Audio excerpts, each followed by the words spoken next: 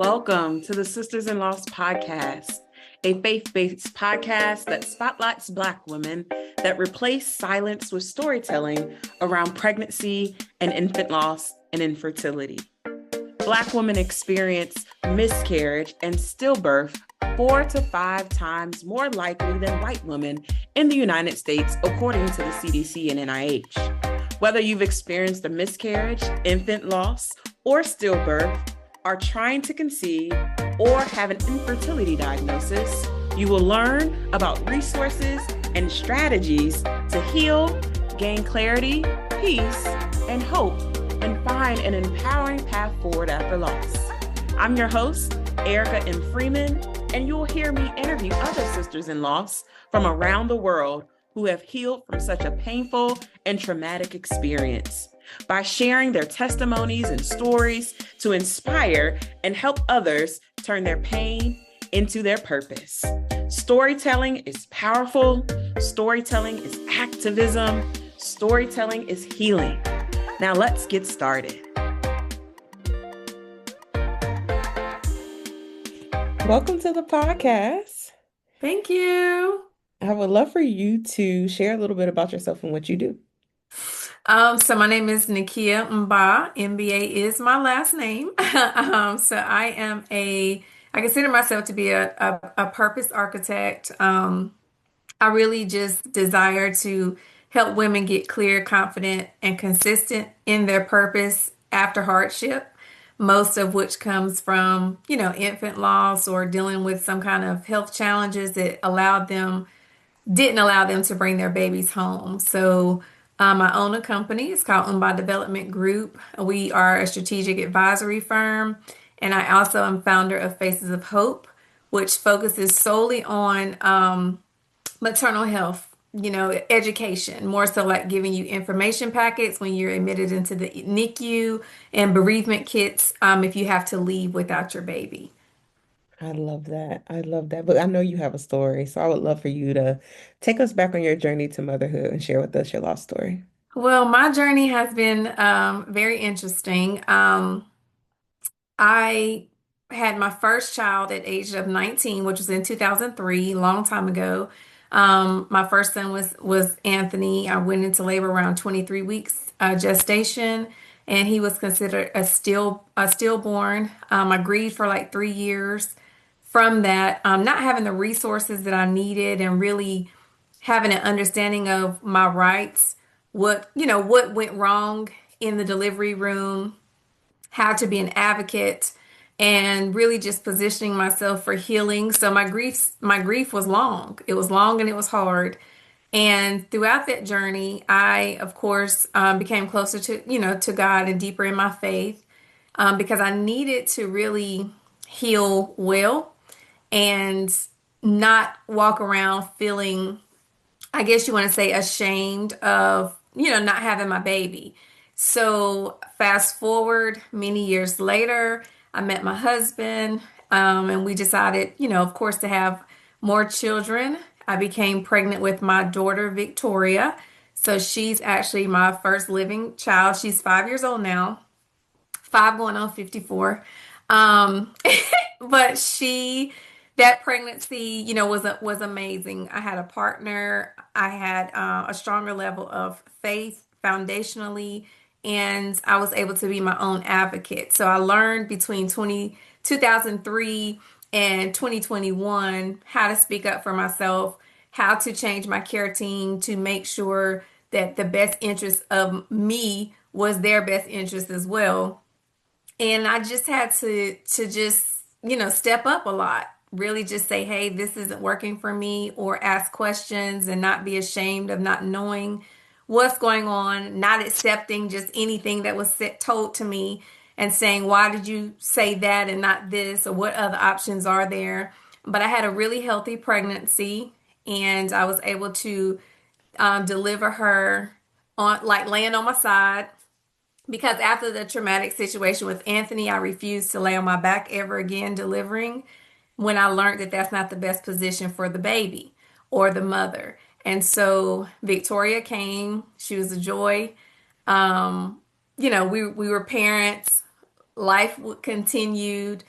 In 2023, we became pregnant again with our daughter Genevieve. We ended up losing her at 18 weeks.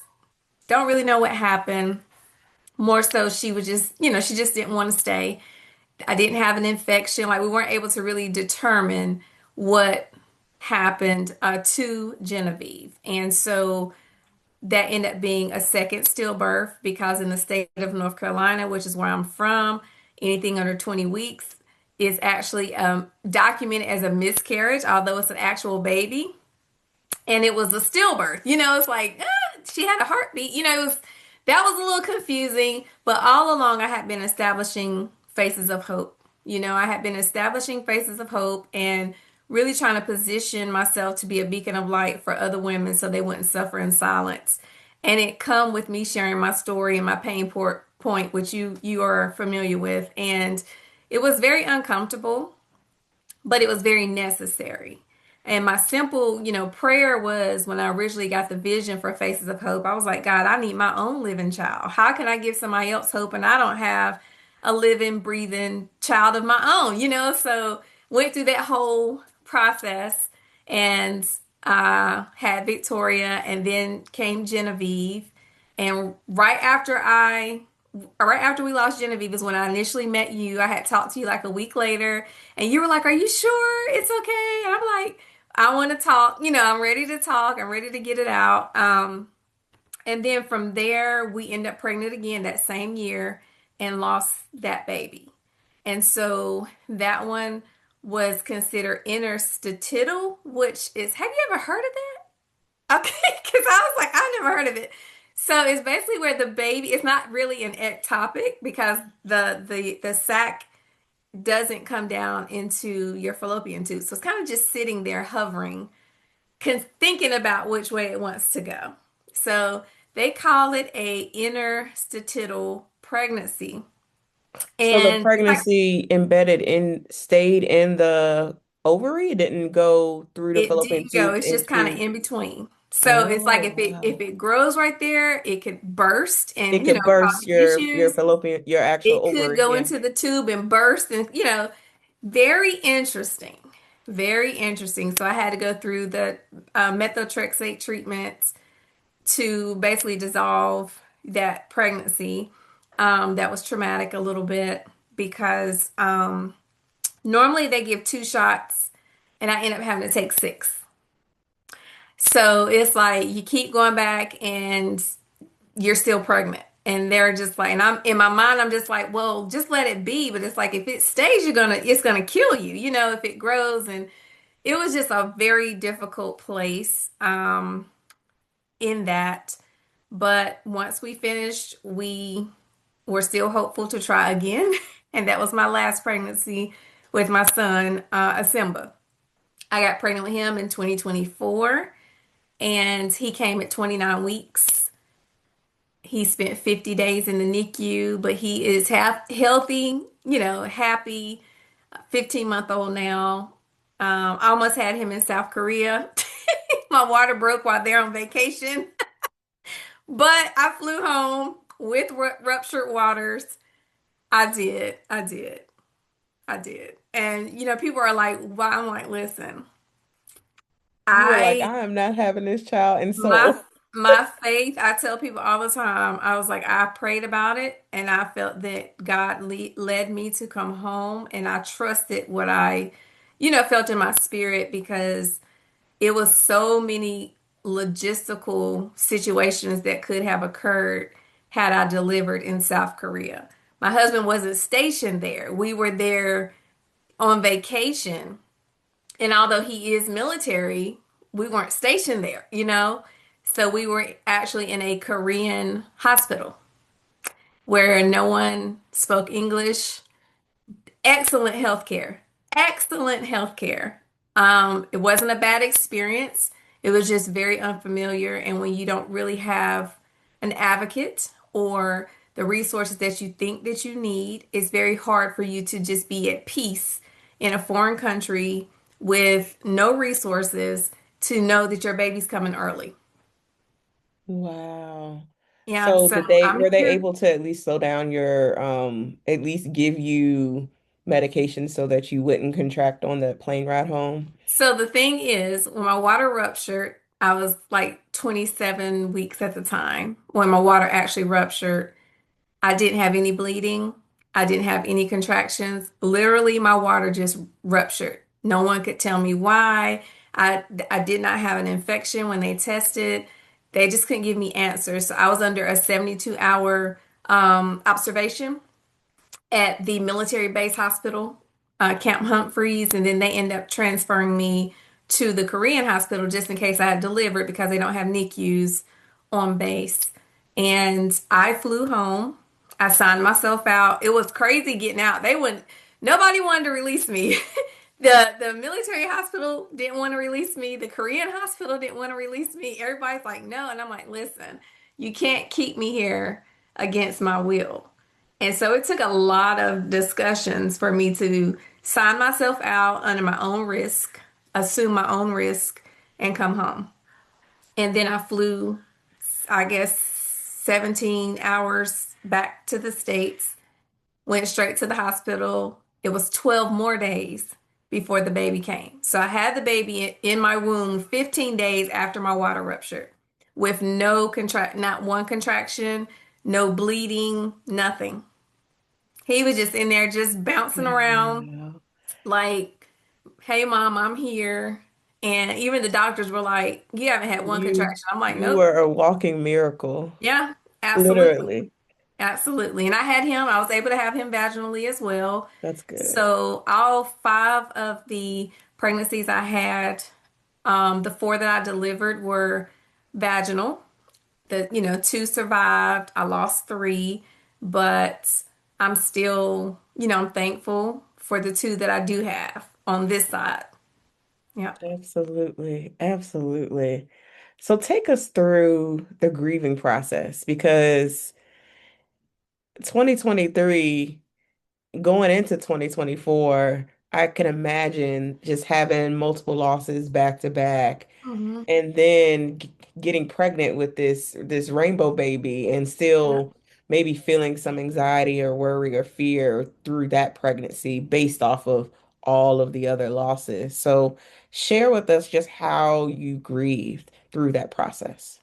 I think I grieved better with the loss of Genevieve than I did with Anthony because I had resources. I had education. I was, more mature as a person to understand, even though I didn't do anything to cause it, it's okay to be sad. I can still feel. And I had to learn that over the years. And so losing Genevieve, it was most hurtful when we were actually, in the hospital because I'm just like, what happened? There was no signs, no symptoms. Literally that morning, I just felt a pain like in my back, and I was like, man, I'm just so uncomfortable. Let me go get checked. And so I went straight to my OB, and I was like, this is just a weird, pain. And so she did a vaginal. She said, I'm not going to go in. I just want to look. And my bag was bulging. And so she's just like, I'm going to have to send you to the hospital because your water bag is, bulging. I had a cerclage in place with that pregnancy. And so it was basically coming through the stitch. Yep, it was basically coming through the stitch. And so getting there, and they, were more so like, hey, the best thing for us to do is we can go ahead and basically give you medication or something, to help this be easier. And I told them no. I was like, I didn't even let them give me an IV. Don't give me anything. And they kind of looked at me.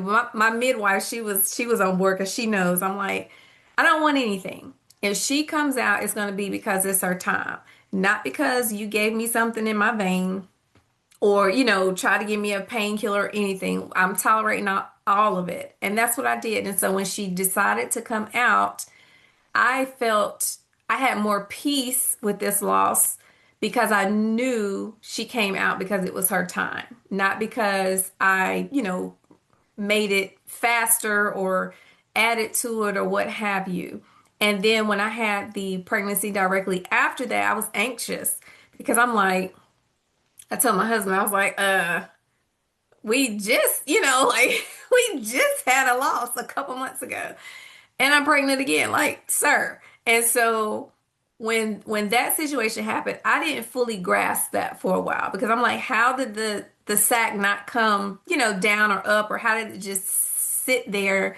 And what is the reasoning behind that? But I navigated through that really with journaling. I journaled a lot. I would sit and think about, okay, well, what about the woman who doesn't have a supportive husband like me? What about the woman that doesn't have the ability to just process this because she has to work or she has responsibilities or she doesn't have a support system? Like, how can I be a solution for her? So I put that energy during that grief more so into Faces of Hope to create a what would I need in this situation back then when resources weren't so available. So I kind of just pivoted the grief into productivity. And so I can't say I cried or I found myself sad or anything of that nature. My grief was more so like I have to be a resource for others.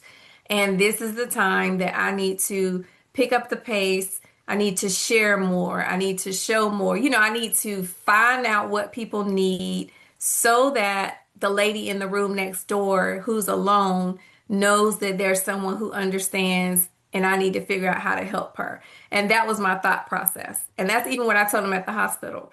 I was like, I'm just thinking about the women here that don't have anybody here with them.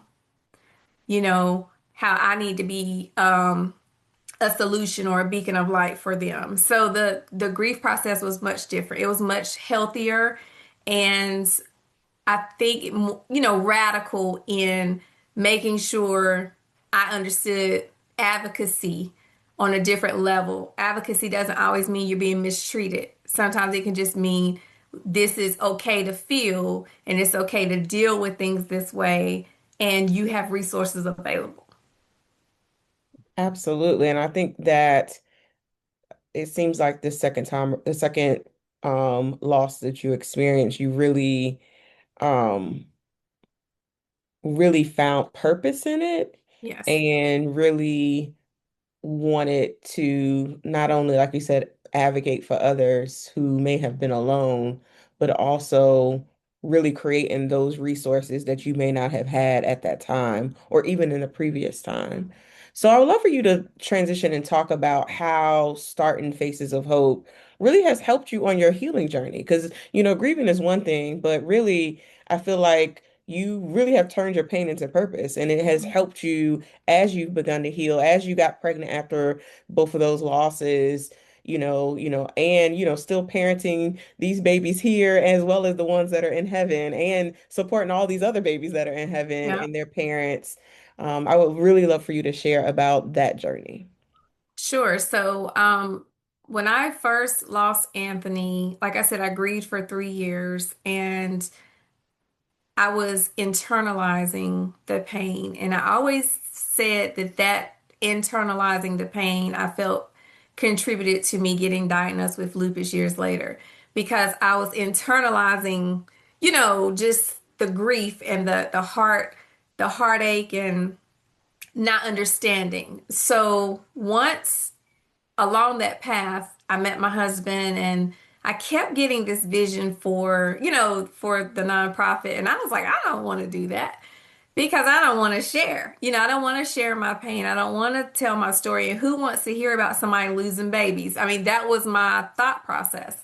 But it kept revisiting me. I kept getting random messages from people that said on Facebook, like, hey, my cousin told me that you had lost a baby. I just lost a baby. Can I talk to you? And in my mind, I'm like, I can't turn them away. I can't tell her no. I can't shut her out. I have to figure out how to help her, but also protect myself from carrying her. And so that was a lesson in itself. So in that, I planned Faces of Hope. I wrote down what it should be and what it needed to be.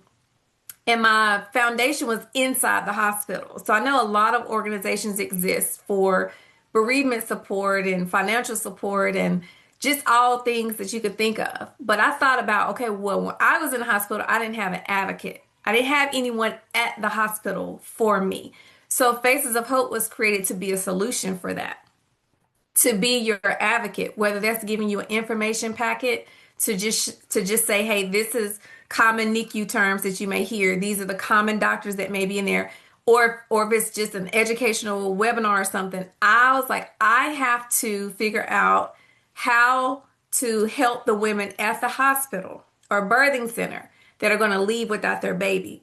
Because I remember leaving with nothing in my hand, but like a discharge paper, and leaving empty-handed added more to my grief. So my thing was, even if I give them a packet of information that they can read when they're ready, they left with something. So as I was building and as I was creating Faces of Hope and got to the place of completion, my next thing was, God, where's my baby? Where's my hope? Because I'm going out on the mission field. And then when people say, well, how are you so strong? I'm not a person I'm a very transparent person. And I'll be honest with people. Like, I'm not hopeful. I don't have a baby, and I had to process that. And so building the organization really taught me resilience and making sure that what I put out not only was what I needed, but a solution to additional problems that can arise. And so as I just, worked and created it, it helped me grow. It helped me. People always come to me for organization. Like, that's my strength, strategy. People always come to me for strategy, but grief needs strategy as well. Because even if you don't have resources, if you don't have some kind of process to help you through, then you're going to crumble. You're going to fall apart, and you may not be able to repair yourself. But if you have some resources and some tools in place that you can access when you're ready, that's a strategy to help you grieve well. You're going to grieve. That's what we all need to understand. Your grief and my grief may look different. You're allowed to grieve, but you want to grieve well. You don't want to be walking around depressed and sad and angry for years like I once was. And so just, working through those logistics helped me heal in a way where that pain, I always say my pain points pointed me to my purpose, and my purpose led me to God's promise, because I can speak on my losses without shame. I can speak on my situations and my challenges without fear, because I navigated and I allowed myself to feel. And by me allowing myself to feel, I am now more so a beacon of light to someone else versus me just being a listening ear. Because the listening ear isn't enough if the person leaves just as broken as they were when they came in contact with you. So that was kind of my Absolutely. process. I love that. I love that. Yeah. So I want to do some rapid fire questions with you. Okay. All right. What is one word that describes your grief journey? Ooh.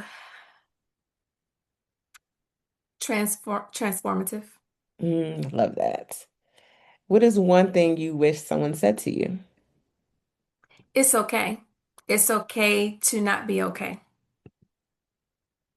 What's one thing you would say to someone who newly experiencing loss? Every broken element of your life is a building block to your next purpose. Oh, I love that.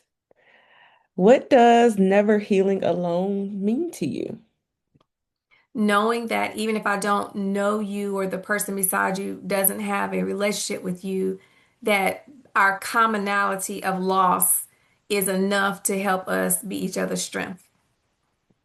I love that. Oh, I love that. hmm And then my last question is, where do you find community, or are you still learning to? I find community more so just everywhere that there's women, everywhere that there's women of childbearing age. I love to listen to people's stories. I'll listen more than I share, but I think everywhere that there's a woman that has been through something is my community. Yes, absolutely. So I would love for you to share more about we talked about your nonprofit, but let's talk about your business Mhm. and you can leave the listeners with some encouraging words. Okay, sure. So our company is Mba Development Group, so it is my last name. We focus on strategic planning for organizational process improvement for women in leadership. So that can mean a one person business up to a corporate, office that has multiple women in leadership. During my grief process, I created something called a 3Cs collective. And that's getting clear, confident, and consistent. So I found out getting clear on the root cause of my grief or me internalizing my pain rather than sharing it allowed me to, build confidence in my story and confidence in, my resilience. And then that confidence led to me getting consistent in pursuing whatever I was putting my hands to help other women. And so my ultimate goal is to make sure that women understand who you are and the way you are is enough. You just have to use your tools the right way. And that's the foundation for Umba Development Group. It's not building $1 million brands and all that. It's good to do all that. But at the core, I want you to go back and pick your dream up that you left because life happened. And I want to show you how to develop it and run with it confidently.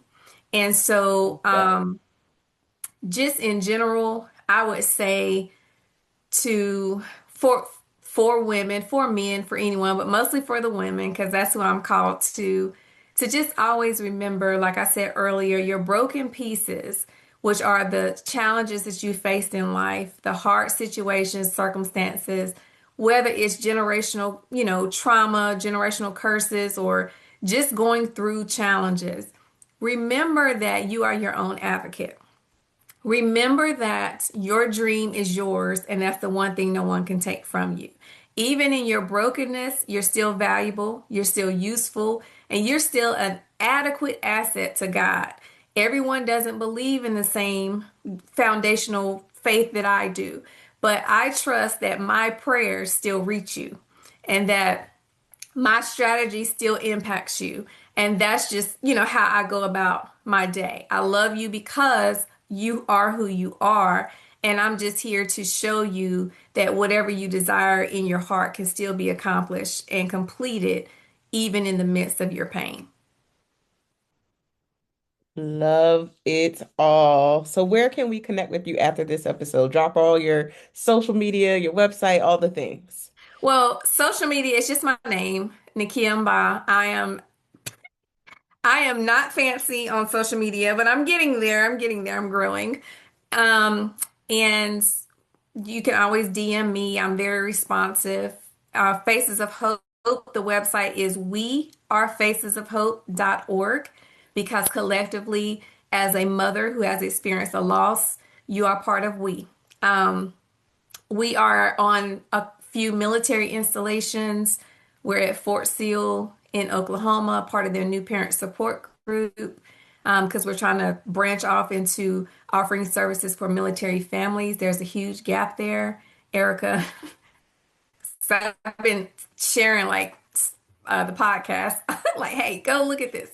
But that's pretty much where you can find me. I'm on LinkedIn, on Instagram, and on Facebook. Love it. Yes, huge gap. And that is probably where you're called to fill that gap in the military. We got that's a whole nother podcast episode about military installations and hospitals and systems around birthing people. But I know Whew. that God has you where you are for a reason. Mhm. So continue to shine, sis. Continue to do everything that you're You as doing. well. I'm You as so well, happy because you that are we were able to absolutely an connect. inspiration. Yeah. I'm so happy we're able to connect and record this episode. So thank Yeah. you so much for being on the episode. Thank you for the opportunity. Thank you for listening to today's episode. For show notes, go to sistersinloss.com to stay connected with us and join the Sisters in Loss community and receive my weekly newsletter. Please go to sistersinloss.com/newsletter. That is sistersinloss.com/newsletter. Please rate and review this episode, and I will talk to you next.